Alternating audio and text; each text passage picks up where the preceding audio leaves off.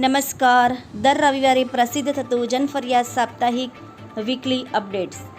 પાકિસ્તાને વધુ એક ઝટકો. ભારત સરકારે પાકિસ્તાન આર્મીની ઓફિશિયલી યુટ્યુબ ચેનલ બ્લોક કરી. ભારત રક્ષામંચનો 2 દિવસીય પ્રાંતીય અભ્યાસ વર્ગ ગુજરાત વિદ્યાપીઠ ખાતે યોજાયો. આધુનિક ટેકનોલોજીના મહત્તમ ઉપયોગ થકી નાગરિકોને ઝડપી અને અસરકારક મહેસૂલી સેવાઓ પૂરી પાડવા રાજ્ય સરકાર હર હંમેશ પ્રયત્નશીલ. અધિક મુખ્ય સચિવ.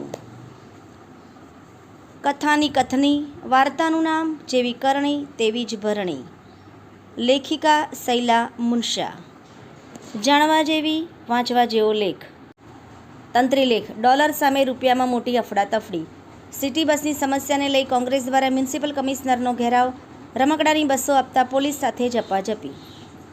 થાનગઢમાં ગેરકાયદે ખનન ઝડપાયું. જામવાળી ગામે રાત્રે દરોડો. ટ્રક લોડર સહિત 36 લાખનો મુદ્દામાલ જપ્ત. ગુજરાત સરકાર. જય જય ગરવી ગુજરાત. ગુજરાત સ્થાપના દિવસની સૌ ગુજરાતીઓને શુભકામનાઓ. આવો આપણે સૌ વડાપ્રધાન શ્રી નરેન્દ્રભાઈ મોદીના વિકસિત ભારતના સંકલ્પને સાકાર કરીએ. કચ્છ, બનાસકાંઠા અને સાબરકાંઠામાં કમોસમી માવઠાનું જોખમ. દૂધનો ભાવ વધારો પરત ખેંચવાની માંગ સાથે કોંગ્રેસ મેદાને. આભાર. મીનાક્ષી રાવલ, ગાંધીનગર. ન્યૂઝ ઓફ ગાંધીનગર દૈનિક જનફરિયાદ ન્યૂઝ.